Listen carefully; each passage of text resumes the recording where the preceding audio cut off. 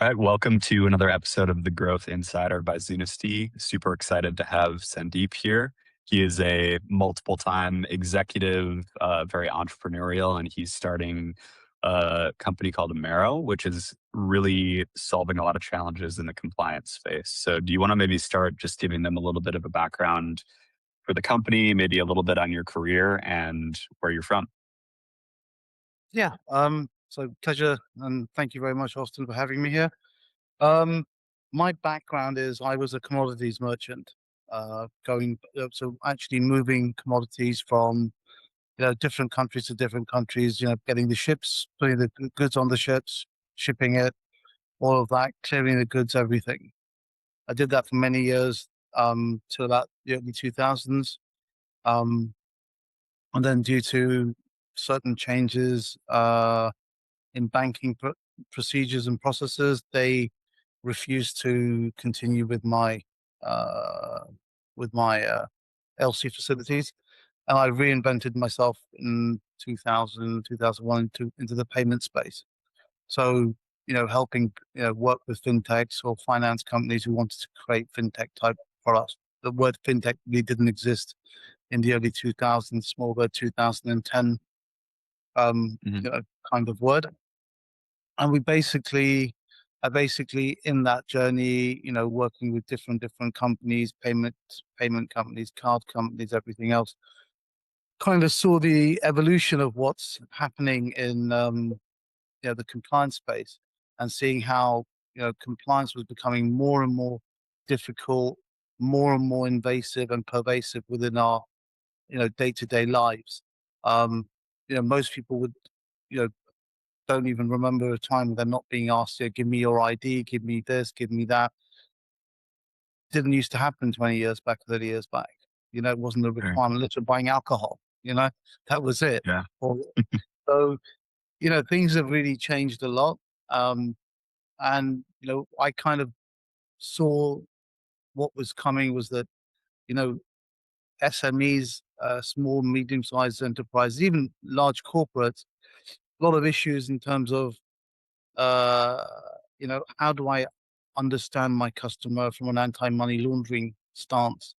And most people don't understand that. If you go to many jewelers, you say, well, do you have do you know your customer? They go, yeah, I've got his driving license, and I've known him for 10 years. Uh, what does that tell you? You know Yeah. nothing, right? You might as well, and that's the thing. No one's going to come and tell you, hey, I'm a drug dealer. Hey, I've done X, Y, and Z, right? Um, so it's to make sure that they're not dealing with someone who's, most important, people who are sanctioned. People who are on sanctioned lists anywhere in the world. Taking funds from them can cause you massive problems, and it can. If you're in the US, the FBI turn up. If you're in the UK, you'll have HMRC. If you get payment coming in from someone who's even related, even who's a reasonably large shareholder in a firm, and he's sanctioned, the money will just get frozen and then Yeah. transferred to the relevant office. So, and I've seen it in Dubai, I've seen it in India, I've seen it in the UK. These are not finance companies; these are large trading businesses who've fallen foul of sanctions. So Mhm.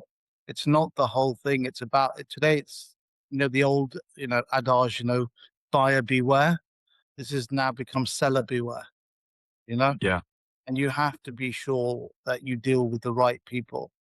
And furthering that, the complexities now that are required of compliance professionals and the compliance aspect of any company.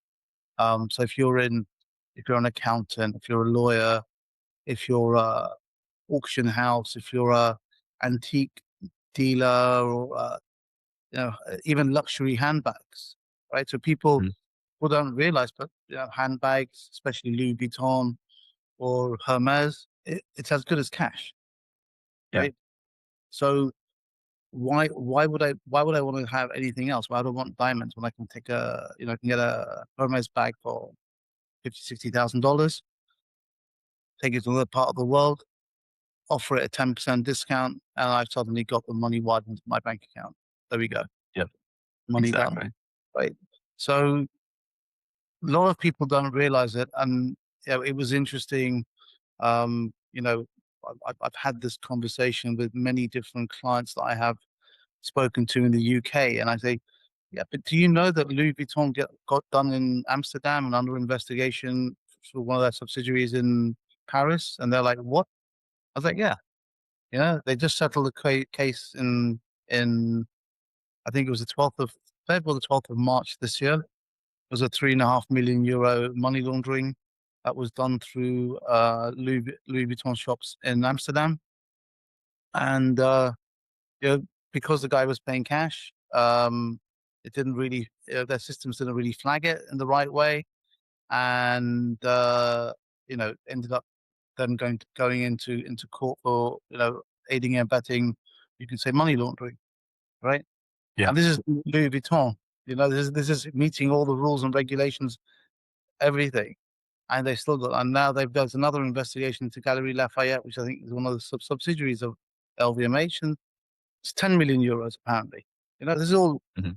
You know, I haven't I haven't checked the second one out yet, but I haven't had the time to be honest. We've got too many inquiries coming in, but it's it's uh, it's a very interesting time right now, and I think um, you know you just need to be aware of what's happening, and you need the support of a company to actually help you, ensure that you're doing the right things. Yeah. And you, just so everyone listening knows, like you're pretty much the only company right now that solves this very niche specific problem, especially for smaller businesses. Yeah, so what we've done is we're like I don't know, I think we're the only ones. I've heard that there may be a couple of others as well, but doesn't surprise me, to be honest. Mhm. But I think we're the only one doing a proper bank grade solution. Well, so when I say bank grade is, we do the whole manual checking. So we are like an outsourced compliance team, and Yep. all of the guys that we use, and I don't know the other guys, but the guys that we use, they all do the same things for like the major banks, the European banks, some of the US banks. I don't want to name the names, but happy to have a conversation and let the client and tell them who and what. But the beauty is we run it as not a one man show, but it's a proper maker, proper checker set up. And then if you require an MLRO, as someone to take the risk uh, for onboarding off your head, then we can also supply that as well. So it's a proper setup. It gives you all we do a full global check on people, so we're hitting thousands and thousands of different databases in like seconds. You know, Yeah. giving you proper results. It's interesting. And with, you said you're getting a lot of inquiries and stuff because of the new regulations.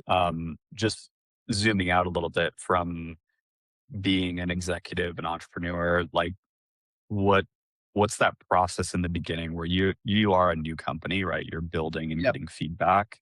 What's one of the most important things that you've found, like picking on these first customers, and what do they want? Like how's the product changing? Yeah. So like, so I think one of the things when you develop your product, right? You develop the whole stack. You have in your head, this is how I'm going to roll it out, right? Hmm. And you kind of stage it the way that you want, but the way you stage it or or I said not stage it, but I'd say phase it. What I thought was the right phase was actually no. They were like, no, I need this now. I need this now. I need this. So I had to bring forward a bunch of stuff for customers. In fact, we were going to launch in December last year, and then we were with one of our partners in Dubai, and they were like, Sandeep, actually, you're going to need, you know, uh, actually client lifecycle management brought into this whole product to make it more viable.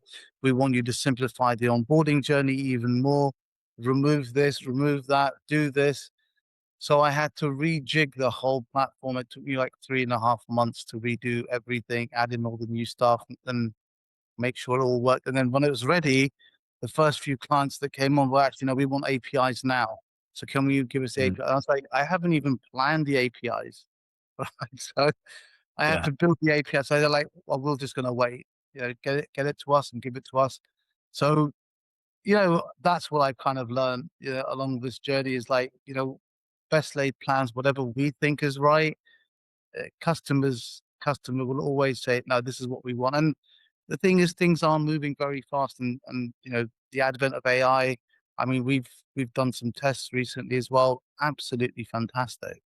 yeah, Absolutely fantastic. It just increasing confidence levels, uh, creating our own confidence scores on people, the ability to go and get additional data straight off the web. You know, there are so many things that we've got coming out on AI as well. Um, I find it fascinating. You know, mhm, um, yeah, it's quite scary as well. I think to an extent. Um, I think many people say, "Oh, AI will replace all these people in the compliance side, or it will replace this." I don't see it yet. I think maybe 5 or 10 years. It is definitely helping to reduce um, time. So yeah, that I find fantastic, and the way it can contextualize stuff that I find. So we anyway run one level, but now we can run multiple levels. And then what I did learn was another thing which I learned was we were doing for someone else as a small investigation. Or actually, it was a mitigation of a bunch of documentation for someone. And the negative media is very easy. But what's the positive media that actually counteracts the negative media? So how do you find that? And that was very interesting to see how AI could find all the little hooks and give us all the links. It did probably what would have taken me 45 minutes to an hour, did it in about 2 minutes. yeah, So that was phenomenal. I mean, it really put a smile to me. Like I said, the technology is really there to help small businesses, you know, to actually do the work of a huge organization in minutes if they knew what they were doing, you know? yep, But it's that if they knew they were doing is the problem. yeah, definitely. I'm curious, what's been your biggest challenge so far, like kicking off the company and growing it? I think the biggest challenge actually was the development side. I really, um, it's been eye opening for me at least. You've had several false starts. Someone building it didn't work out the right way. Oversold, under delivered several times. One of our devs had the financial issues, and uh, you know, halfway through the project was dead. So that was pretty painful. And and also, given that I'm working in India, I developing this in India. Um, you know, Making sure that the team actually understood, why they do something. That was also a big challenge. And then the level of documentation as a small company, you know, I was continually writing every single module, you know. Yep, So this is how this module has to work. That's how this module, and so yeah, it's a good thing because I've ended up with quite a good Bible.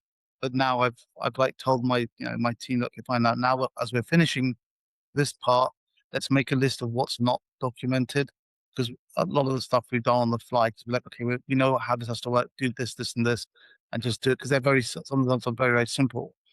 Um, yep, but then making sure it's documented, super important. So we just keep definitely. on yeah. That's the thing I've learned, which is a good thing, that was the fact that I did document everything. I got in the habit Mhm. of doing that documentation. Even when I'm thinking about like what's the next process, what's the next project, what's the next piece of dev, I tend to write the whole thing down. How does it link? Which modules does it have it to link into? What data sets does it have to link into? Which I would Sure. not have thought before, you know? Yeah. But And I guess I'm kind of most curious, just as we're wrapping up here, like as you've been scaling the business? Where do you see things going, like with the new regulations and with the customers that are coming on? Like, what's the future of the business and what's the opportunity for you? I think the opportunity is massive, absolutely massive. I think every small business will want our tool or will need our tool purely because it gives them a level of confidence, and also it gives them the ability to actually document whatever they've done. So if Yeah, you look at most businesses, they can't quickly produce documentation. They can't quickly give you all the invoices relevant to one company. So they might have a list of documents. Like, these are all the invoices we did. These What are the documents behind that? You know. So if you issued, invoice of X, then what was the product delivered? What was the delivery note? Where's the tracking thing? Where, the airway bill or the bill of lading or whatever. Suddenly it's a stack of documents for that one transaction, but we built all of that into our system already. yeah, It's not perfect, I'm sure, but um, we did it for thinking of the jewelry industry, for example, or the watch industry, right? So there's two big industries. You know, we've given away, so every certified stone is actually can be uploaded, the documents uploaded, the certificates uploaded, and then basically all of that is transparently given to the the buyer, to the person who's hmm bought it. So he'll see the photographs, he'll have all the documents, all the GIA or whatever certificates they've got, all the sizes of all the stones, everything's clean and clear at the press of a button. But at the same time, they'll also know how it was paid. Was it paid by in cash? Was it paid by card? You know, uh, was it a own bank account? Was it a party bank account? And then all of that gets literally monitored at a company level, which, say it's your company, at your level, will check it to see, is there anything suspicious going on. But then, like, as a platform, we can see everyone where he's bought from on our platform. We can see how he's buying. See, what is that a normal pattern? You see, hmm yeah, so you can raise queries straight away. So if the guy's only got £100,000 salary, he's spending £1 million. How? great point. And I think all small businesses just need to have that sort of infrastructure to protect themselves from Yeah, massive costs of, you know, big it's problems crazy. that can come up. If you're in the US, I mean, if you had to call your accountant and lawyer up because you got an FBI love letter saying, "Hey, you dealt with so and so," um, what's that going to cost you? $50,000, $100,000 for them to get Mhm. out of bed, right? Yeah, And the minute you say FBI, they know it's going to be a nightmare. So, yeah, same in the UK, same. yeah. Their price goes up as soon as they Yeah, yeah, hear that. because it's a very in-depth investigation, and they're gonna go through everything. And the same thing Mhm. happens in every country, right? So the minute you have the government getting involved, it is a nightmare, and you have to be sure that you've got the documentation to back everything up. So the thing is to make sure that, do you have that documentation to do that? Because if you don't, it's a problem, right? And Yeah. that's the last thing. As a small business, you're only as good as your last sale. You're only as good as your reputation. You know. Mhm. So when I talk to people, there's a lot of pushback sometimes as well. Like, hey, why do I need to do this? I was like, look, imagine what your reputation's worth. Imagine, if God forbid any regulator came to you, or if any law enforcement came to you, could you, at the literally drop of a hat, could you give all the information that's required? And the answer Yeah. is probably couldn't. It would take you days, or possibly a week or 10 days, to actually give them what they require. And here's just the press of a button and it's done. Yep. And that Definitely. that's the way that we've looked at it. We've built ourselves primarily because of small businesses, where we've always focused on small businesses because they need the Mhm. most. They can't afford. If you're a Louis Vuitton, for example, you can have your own compliance team. You can have KPMG do it for you. You have that many transactions. But if you're even your local jeweler down the road, he can't afford it. He can't Yeah. afford $7,000 a month for compliance staff, $12,000 a month for an MLRO. You know, if he has to build a system, was it about $150,000? Yeah, He can't afford it. We're doing it for $50 a month, right? Platform, definitely. onboarding someone for like $45. I mean, it's that's for onboarding one person. They could Mhm. you couldn't onboard somebody anywhere in the world for $45 today. You know, Yeah. With that said, where can people listening find you and where can they work with you? I mean, you can come to Mero.com. You can register on the Mero.com. It's very easy. Setup's very simple. You go in, pick your own plan, everything. Any questions, queries, you can email us, info@Mero.com. You know, any many ways to find us. I'm also on LinkedIn, obviously. You can message me on LinkedIn. Very easy. So we will put links in the description, at least on YouTube, linking out to some of that stuff. And thank you so much for sharing the insights. I think it's really helpful to bring awareness to the problem, right? Because so many people and businesses get hit with these massive costs that they really weren't expecting, and they need to be aware. For sure. Absolutely. Awesome. Absolutely. Thanks. Oh, my friend. Thank you so much, Austin.